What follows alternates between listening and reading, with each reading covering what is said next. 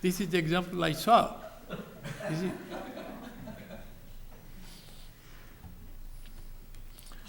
But the worship in the sacred shrine of Atman is free from all this. Communion with Atman bestows upon the soul immortality and eternal bliss. The Mahabharata describes Atman as the real and sacred river, bathing in which the soul becomes free from all sins. The river of Atman is filled with the water of the self-control. Truth is its current, righteous conduct is its banks, and compassion is its waves. Bhishma, the great hero of the Kurukshetra war, told the Pandavas dying on a bed of arrows, O sons of Pandu, bathe in its sacred water. Ordinary water does not purify the inmost soul. That was his last message. Shankaracharya, in the hymn, realizing the Kashi within, Benaras within, the cessation of all mental activity, the supreme peace, that is the holiest of holy places of pilgrimage. The Manikarnika, in me, the ever-flowing stream of knowledge, is the pure primeval Ganges. I am Kasika, or the form of pure consciousness or self. The Paramatman, one, existence, knowledge, bliss, upon which is superimposed this magic of creation, and in which the universe, moving and unmoving objects, shines as a sportive creation of the mind. I am that Kasika in the form of pure consciousness, whose sway extends over the 5 kosas, miles, where buddhi, intellect, is Bhavani, Divine Mother, with her abode in every human body, where all-pervading in ourselves the witness is Shiva. I am that Kasika of the form of pure consciousness of the self. In Kasi indeed shines the effulgent one. Kasi, the self, is the bringer of everything in the universe. He who has known that Kasi has indeed attained Kasi or salvation. The body is the Kasi Kshetra. The all-encompassing knowledge is the Ganges, the mother of the 3 worlds. Our devotion with faith is Gaya. The devout meditation on the feet of the Guru makes the Prayag. The Lord of the universe is the absolute inner self and the witness of everyone's mind. If all these dwell in my own body, what other places of pilgrimage again can there be?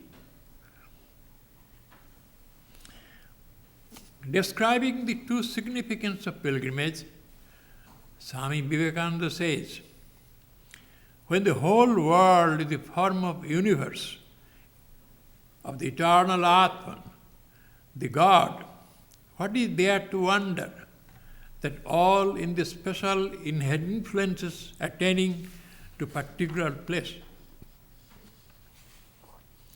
There are places where he manifests himself specially, either spontaneously or through the earnest longing of pure souls. And the ordinary man, if he visits those places with eagerness, attains his end easily. Therefore, it may lead to the development of the self in time to have recourse to holy places. But know for certain that there is no great tirtha, holy place, than the body of man, Nowhere else is the Atman so manifest there. So manifest. The car of Jagannath that you see is but a concrete symbol of the corporeal car. The great holy pilgrimage in Puri, Jagannath's car festival. You have to behold the Atman in this car of the body. Have not you read? Know the Atman to be seated in the chariot? All the gods worship that Vamana, Supreme Self, in the diminutive form. Atman has been described dwarf,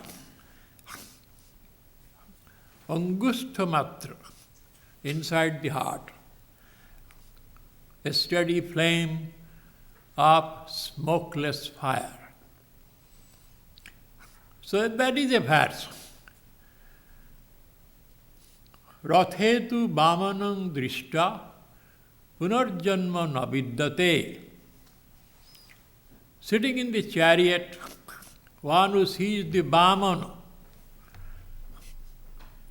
he becomes freed from the cycles of birth and death and pain and pleasure.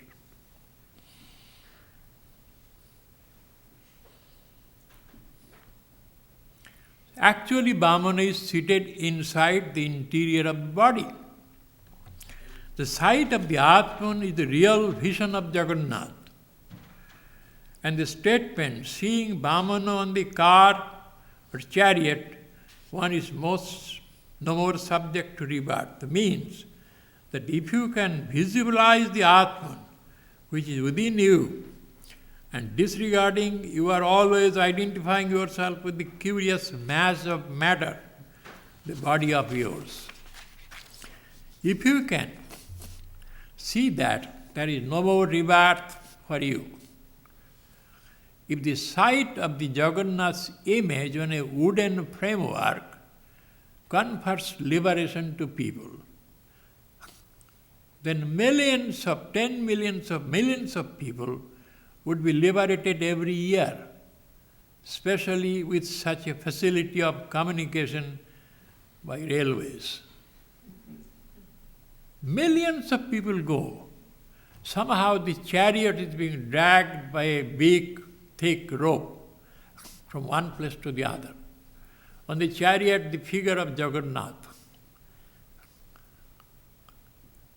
If all people by simply go and chariot, touch, then India would be depopulated by now.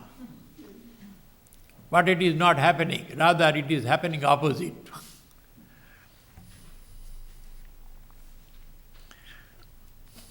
How to make a pilgrimage? What should be the advisable? First, in making pilgrimage, a pilgrim's mind must visit the place first. Mind must go there first.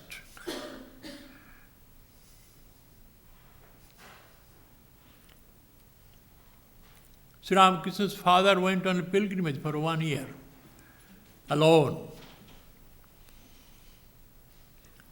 By thinking of the place, your mind already goes there. Think of that. Nowadays, improved means of communication, your mind does not go. Body arrives in 15 to 16 hours. Mind still hanging around in New York City, doing shopping. By the time mind arrives, your date of return has come. You are back here. Mind has gone there. That is another thing happening. You can go to Kailash, Manasarovar, Himalayas in a car. This is. You came to the Sunday service to hear pilgrimage, but mind is making pilgrimage at home. Still. So therefore, don't go to a place of pilgrimage. unless you learn to travel by mind first. The pilgrim must be solitary. Never go to a pilgrimage accompanied by other people. Completely solitary, imbued with spiritual longing. Don't carry luggages. Oh, if the weather changes, maybe I'll need a sweater. If the weather is hot, I need a t-shirt. This is sets of clothes. Don't go to pilgrimage. Well, I went to see India, see my home folks. Oh, I will go to, it is near Puri, Jagannath. I should visit. Make it a sub-visit place. If you go from here, you go to that place. Not with anything. Solitary. Keep silent. Don't go there. Look around, chat.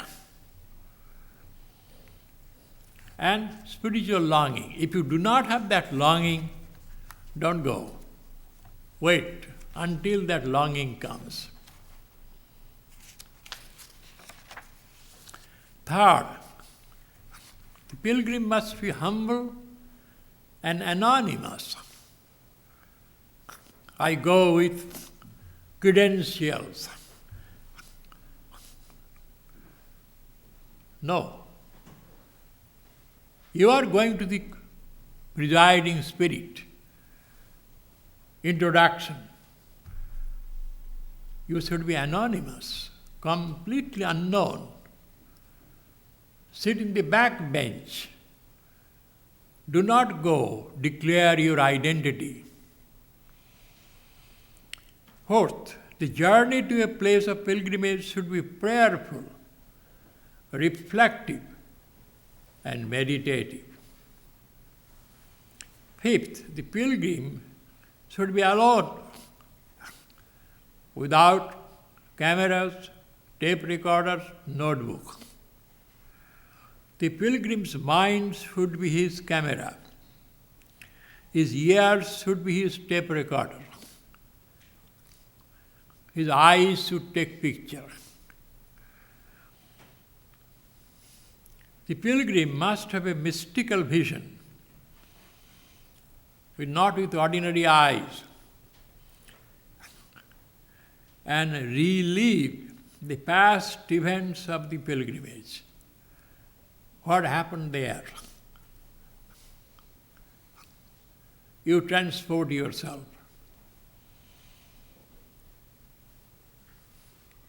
The aftertaste of a pilgrimage is a factor that decides the spiritual usefulness of the pilgrimage. What you brought home, what you feel. If you do not feel, I went, this person did this person did this, I made the head of the, temple. Those are all useless things. God also will think that, well, he did not come to see me. He came as a social visitor. The aftertaste. In any matter. You go to a temple, hear a discourse, what is the aftertaste? If you hear a beautiful music, its refrain goes on after you come home, again and again. In the same way, the aftertaste will tell you.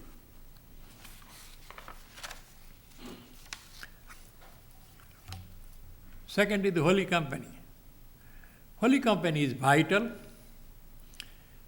The grace of a holy person is one of the three prerequisites of self-knowledge. Manussattam, mumukshasattam, and Mahapurusha Sangasraya.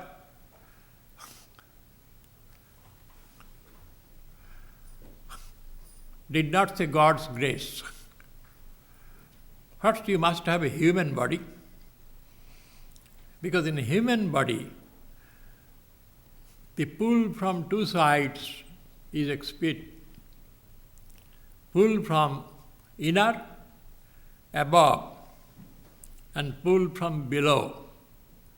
Pull from below in the path of evolution, all the subhuman propensities, they continue.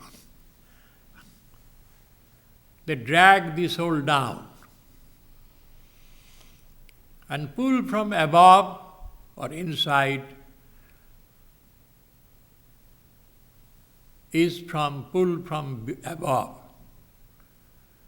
That is why human being only can attain salvation or self-knowledge. Subhuman beings not possible. Eating, sleeping, and gross pleasures, that takes away the time. There is no time further to make search for above. Angels, devas, they are too good to be bad. Both the subhuman and superhuman are the result of the human state, what you did. You become an angel in the next birth, or you become an animal in the next birth.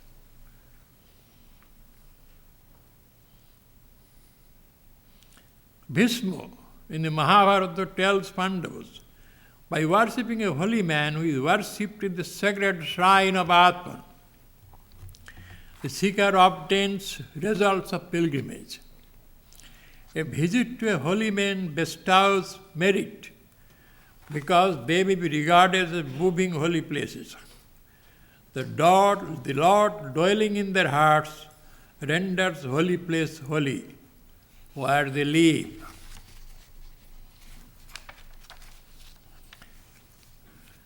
Only by seeing a holy person can one have true faith in God.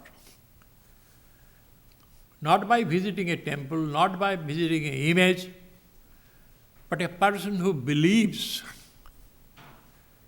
and lives that idea. Unless you have seen such a person, contact, you really, theoretically, you cannot have faith in God. Nobody has seen God. All scriptures and books, they only speculate.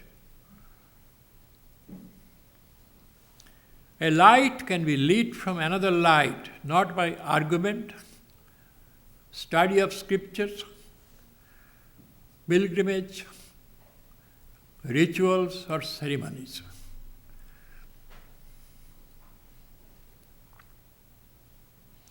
External temples are faint imitations of that holy man who is a true temple.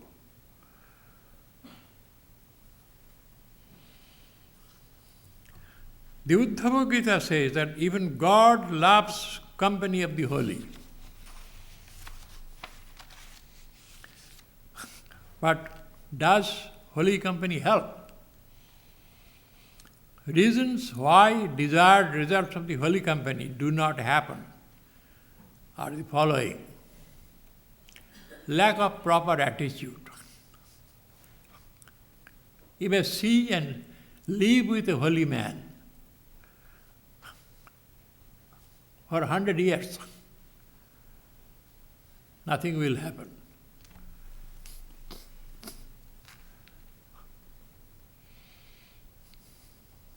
Nothing will happen. If you live in the same apartment, nothing will happen.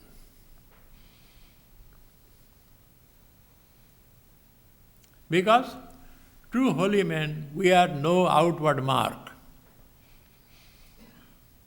As the fish does not leave footprint in the water, a bird flying in the sky does not leave footmark. A true knower of self remains mingled with the masses. hard to recognize. But we think we made a holy company.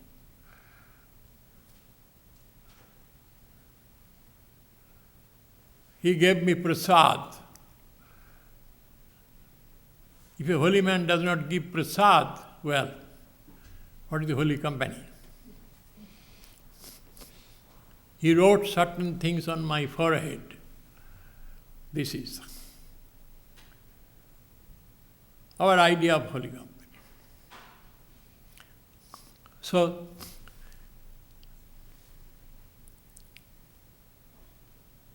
there also, if not the person, then why a holy company will give you blessings? Unless it is proper attitude.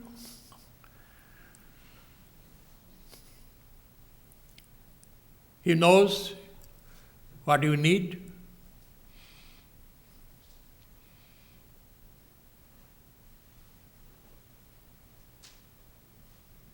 Otherwise, we go talk, meet a person, but we don't ask,